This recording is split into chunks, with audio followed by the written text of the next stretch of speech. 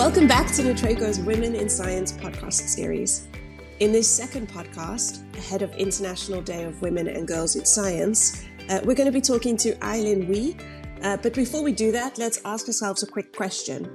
When we look at candidates for a position in science, do we care more about gender or about passion and skills? The reality is that despite all the progress, women often still face shorter, less well-paid careers and tend to receive lower grants in research. Our gender can hold us back. At Nutreco, we're committed to building diverse and inclusive teams. This podcast series takes a close look at some of the women working in science-related fields at Nutreco, exploring their first steps, the challenges they face along the way, and what they hope to achieve in the future. I am your host for this session. My name is Robyn, and I recently joined Nutreco from SHV, where I'm responsible globally for recruitment and diversity and inclusion. As I said, our guest today is Ei Lin, Technical Director at Nutreco Asia Pacífico, joining us from Bangkok in Thailand. Hello, Ei Lin. Hi, Robyn. Before we start, I heard that you have a fascinating global journey that took you all around the world to Thailand.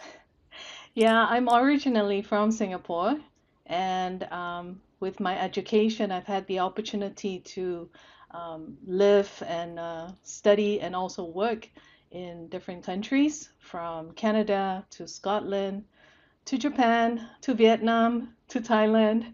And also my job gives me the opportunity to travel around the region and also globally, for example, visiting our headquarters in Amersfoort. So yeah, it's been fantastic. Really cool. What do you think you learned about yourself from this global journey? Yeah, it's been a long journey. So I think I've learned to be independent, I guess, because when you're alone overseas, then, meeting people, you have to get out there. You have to just bring yourself, to explore different opportunities and just go for things. And you're technical director. What does that mean? What does your day-to-day look like? So my background is more in aqua, but I am at the moment supporting on the aqua technical support. But also I'm leading the technical team in Asia Pacific, Export OpCo. So it gives me the opportunity to work across species, across different functions, collaborating with different people in the organization, from R&D to sales, HR, finance, everything. So it's a very exciting and interesting place to be. And how long have you been in this position? I've been with Trout Nutrition for almost 6 years, and I've been in this position for, I would say, about 4 years now. And is there still a lot of, is it still quite science-based, or you mentioned quite a broad scope of responsibility? Do you still get your science fix in your daily job? Yeah, that's one of the nice things about this job. I do work closely also with R&D, our R&D colleagues.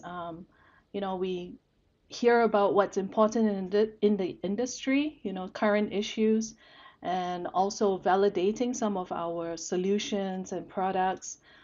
So there's a lot of collaboration still with R&D and also external institutes, and also, for example, consultants or key opinion leaders. So it's still very science-based, and we are a science-based company. So it's nice to have that come through the technical and the sales team. Yeah, and in combination with a whole bunch of other areas of the business. Absolutely, yes. You mentioned your studies. What is your background? What did you study? In which part of the world did you study? So I've always had an interest in science and specifically biology, but I didn't get the opportunity to do biology when I was in secondary school. So when I had the opportunity in my college and also at university level, so I gravitated towards biology, and that led me to marine biology because one of my hobbies at the time was scuba diving.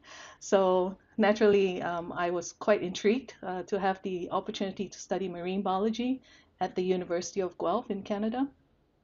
One thing led to another, And at the time, aquaculture was just becoming more popular. And I remember as I graduated, my university started the MSc course in aquaculture. So that got me intrigued as well. As I went home to Singapore and spent some time, I decided to take my MSc in aquaculture, and that took me to Scotland. And after that got me interested in things like molecular biology and also immunology. So that actually led me through a collaboration with the university in Stirling, led me to my PhD and also my postdoc in Japan. Wow. And you started your career, you didn't start working for Nutreco, right? No, yeah. So my first job in the industry was actually to start a research center for a feed additive company in Vietnam. So Okay. yeah, totally unexpected, but the opportunity presented itself, and I decided to go for it. I had just graduated. Well, I had just finished my postdoc. Um, so not much experience work-wise, but I decided to go for it, and it's been fantastic since then. One thing has led to another, and has brought me here to Trial Nutrition. And a great adventure. It is, and it still is. I'm curious, how was the gender balance in throughout your studies and also when you began your career? Because we hear quite often that science is still quite male dominated. Our industries can be quite male dominated. What was your experiences? Yeah, in farming, in aquaculture, the tendency, because it's maybe physically more demanding, so it there can be a tendency to be male oriented, but I think there are still opportunities for women if they would like to take it. You can be, for example, in research, you can do other aspects which might not be physically demanding, but use your skills and your knowledge. So I think I've also been very lucky uh, to have opportunities present itself, but we also need to take the initiative to take them up. Yeah, I think it's a great, what you say is so important, right? There needs to be opportunities, but we also have to make sure that we grab them with both hands and go for it. Yes, exactly. Do you have other advice? So apart from just grabbing it with both hands, do you have advice for other women or girls looking to come into science related fields? I think a lot of things start with attitude, and having the confidence to know and think that you can do it. So when we have that attitude, I think it helps us not to shy away and say, oh no, that's for guys, not for me. So I think we need to constantly challenge ourselves to take things up when they present it, even when it seems like, maybe it's not for me, but give it a go, give it a try. If it doesn't work, that's okay. We can try something else, but at least we give it a try. Are your researching and study days over? Or is there any plans to continue? I think we're studying and researching and learning every day, and especially with a company like Trial Nutrition, there's so much to learn. We're constantly searching for new things and new ways of doing things, and really glad that we have a strong R&D focus as well. So very glad that the job also allows me to do that. So I don't think it's over. We have many opportunities if we want to pick it up. So always on the lookout for opportunities to learn. And what are you most excited about for the future in your role, in the organization? Mm-hmm. Um, so the past 2 years have been challenging for all of us, right? And it has brought to light how important the food and the production process and the whole value chain is. So I think I'm excited to be involved in this industry and also to see how I can continue to contribute to this industry, make it more resilient, make it more efficient, so that, yeah, we can feed more people. I also want to ask you about the challenges that you faced. You made some reference to challenges in the last couple of years, right? The world situation. But also, what specific challenges did you face in your career? In the last few years, I guess traveling and engagement face to face has not been easy. And also in my career as a part of this role as well, you want to be everywhere at the same time. So that's one of the challenges, how to be current, how to be able to deliver what you need to deliver, even though sometimes it might be remote.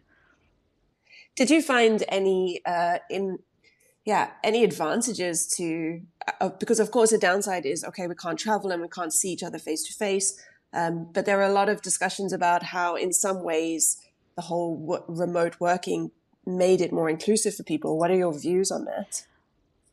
I think it has been a great learning experience to learn that we can actually be effective and make things work. So nothing is 100%, but then for certain things, like we don't need to wait to travel to a place before we have a meeting. We can do it tomorrow, right away. So we've learned new ways to work, and I think we need to find a good way to balance both being there and also doing things remotely. Ei Lin, to close up, we heard at the beginning about your fascinating global journey. What did you learn about the different cultures? Yeah, so being in all of these different countries in the world of science, as a female, what did you learn about that?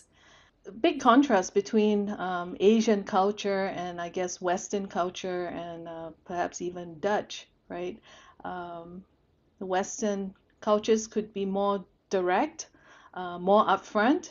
However, in Asia, sometimes you need to listen very closely to really understand or feel very closely to be able to understand, what people are trying to say. So those are challenges, and it is different with different cultures. But again, it always makes it interesting to see how we can learn and overcome those challenges. Yeah, and bring, in some cases, a little bit of the best of all the countries together in one. Absolutely. Yes. Find a good balance. Ei Lin, I would like to say thank you very much for joining us today. Thank you for sharing your experiences and your views. And I wish you a very happy year to come. You too, Robyn. Nice speaking with you. For our listeners, we hope that you enjoyed it as much as we did. And remember, we still have 3 more podcasts in this series. So make sure you tune in to hear more of the stories of Nutreco's Women in Science.